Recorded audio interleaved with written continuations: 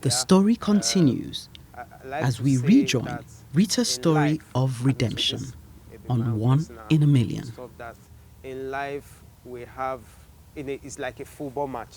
Yeah, you have first half, you have second half, and you have half time.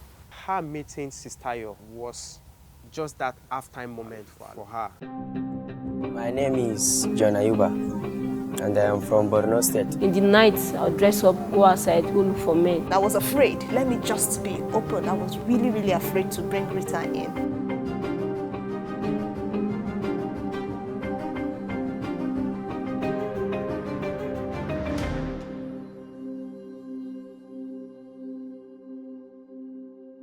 I remember that day, it was, maybe we finished the office around maybe 11 or so. I put her in the car, and as we're going, a lot of thoughts were just flowing through her. What if she just stopped breathing in the car?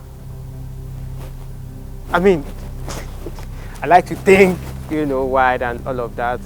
And thankfully, she didn't stop breathing. She came in because she was looking very, tired after the experience. So I took her home, got home. I said, babe, this is the lady I was talking about. And my wife gladly, and then I just left both of them because I was also very tired.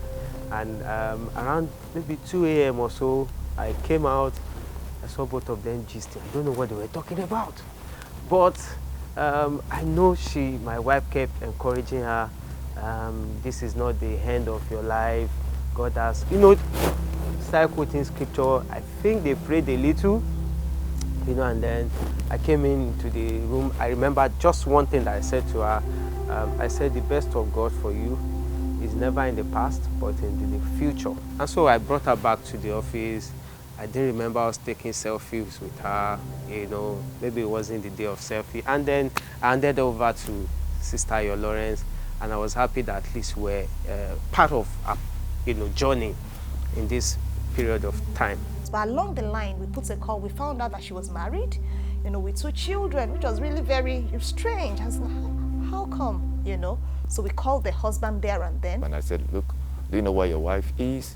And he told me the story, how they've been struggling with finances and this and that, and how his wife was deceived by a friend, traveled out. He doesn't even know where she traveled to, and on and on. And I told her, okay, you know what, your wife is with us, she's in Lagos. And it's like, oh, interesting, what happened? So I was able to give him a bit of the story as was told by Mrs. Ario. And then he said, fine, that, okay, after talking to him and counseling him about forgiveness, about restoration, about taking his family back and everything, it's like, fine, that pastor, I'm ready, I'm okay. I'll take her back, it doesn't matter. I mean, she did what she did out of ignorance, I'm willing to forgive her and let her in. Mama calls, okay, for now, go you accept me. And then I can start. Come says, Mama, I don't feel sit down for I can't say, man, no worry. You go find money for me, I take trade. Which kind of business I won't do? May I tell her, you go do business for me. I say, eh? I can't tell Mama. Mama say, I say, this kind of person for life again. This kind of person, they exist for life. I say, Mommy, I don't know. For that, because which business I will start? I was okay. I they do it. As I be do it where? I they do hair. And because okay, I go open salon. I say yes, I go open salon. He say, are you sure? I say yes, I go open salon. Because how much I feel use to open the salon? Can retailer? I say how much I go, how much I use. You never even reach 2 days. I say a lot. Say Daddy send me the money. I say, eh? So na miracle. God, this one a miracle. I want to become mother of my own. And then I come through, I come open store. And then I did now take there they manage my business now. So God be the glory. I can't even get guests when they learn work from my hand. I get 2 guests when they learn work. We come, they will say, Madam, may I do this one? Madam, may I do this one? I just thank God for everything, for what God has done in my life. For what God has bring this woman to come and do in my life. And since then I met this woman, my life changed. Anytime they go wrong, you must tell me, say, this one is wrong. Make sure say you do this one. I just thank God for making me. I just thank God for making him to know, make me to know this lady. I just thank God. Say, God, thank you. Thank you. Thank you. And I want to thank him too. I want to thank him. He's a big help to me, very big one. If it's not in today, maybe I don't know how my life will turn to. I don't know. I don't really know. I just thank him. I just thank him. I thank him very, very much.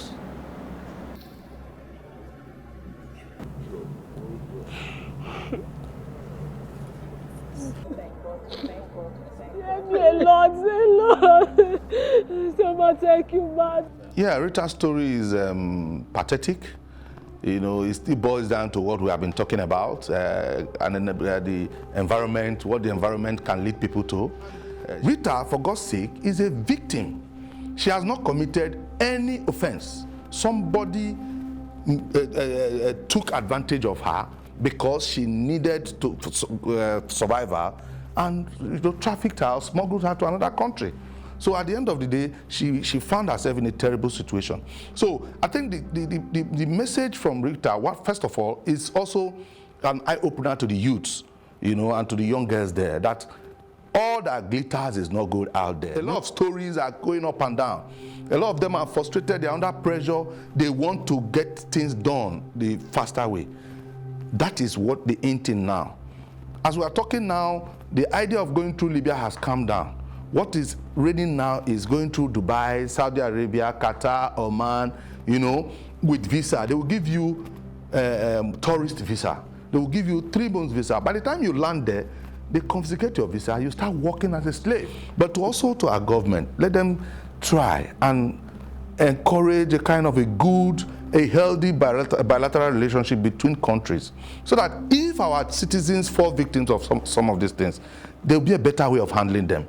And to other people, they should learn not to put their destiny in other people's hands. Traffickers and smugglers are destiny killers. And basically, for me, this story is about touching lives. It's about influence. It's about not being concerned about you, yourself, and I alone. It's about reaching out to somebody else out there.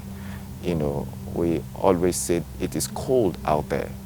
You can be the warmth that somebody is looking for. That's why the scripture says you are the light of the world. You are a city set upon a hill that cannot be hid. Okay, so talking about Rita's story, one thing that really struck me was the fact that I just believe that God really is still interested in her life, her future, her marriage, because from the little I knew about her story, where she traveled to, the fact that God could still speak to the husband, because I don't think it was anybody.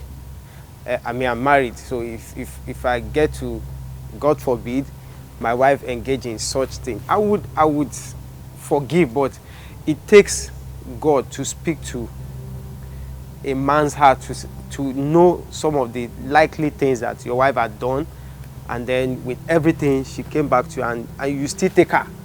I mean, it takes God. So I saw God's work in all of this, and I also saw new beginning. Yes, when we're still thinking, how do I handle her? Love home wasn't coming through at that point in time.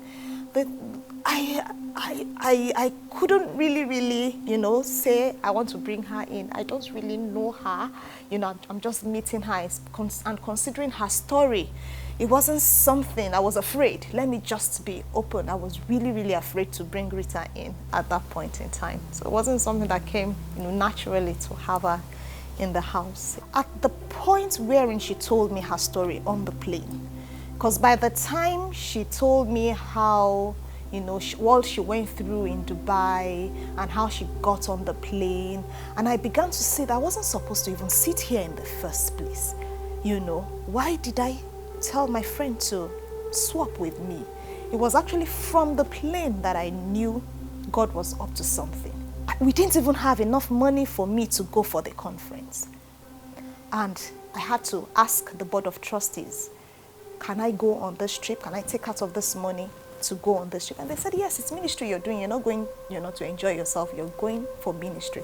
So by all means, take out of the money from the account and go on that trip. And for me, with hindsight now, I believe I went on that trip for Rita. One of the things I've learned is we should be open and allow God to interject our plans.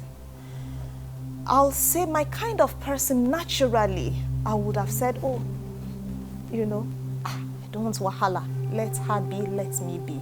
Or as humans, we would have said, oh, this person I don't know, But I've learned from this whole process that when you are available, God will always find you and use you. 2017 August, I traveled to Benin. She didn't know I was coming. I just put a call through to her in the morning. Rita, how are you doing? I hope business is going on. I hope you're doing well. She said, yes, okay. I said, okay. I hope you're going to the shop today. She said, yes, she's going to the shop. And she's just trying to put a few things together in the morning. She didn't know I was already at the airport. So by midday, I just showed up at her stall, and she was all over shouting and all. And that was how I went to meet her mother-in-law, saw the children, Unfortunately, I didn't meet her husband because her husband wasn't in town at that point in time. Okay, seeing her with the children made me to know that family is key. No matter how you have strayed, no matter how you have gone away, we can't take that, you can't take out the family unit.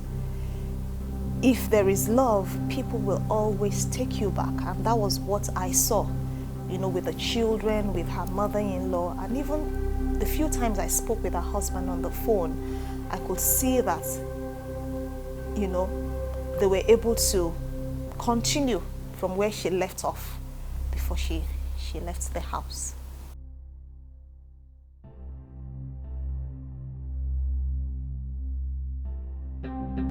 My name is John Ayuba, and I am from Borno State. In the night, I'll dress up, go outside, go look for men. I was afraid. Let me just be open. I was really, really afraid to bring Rita in.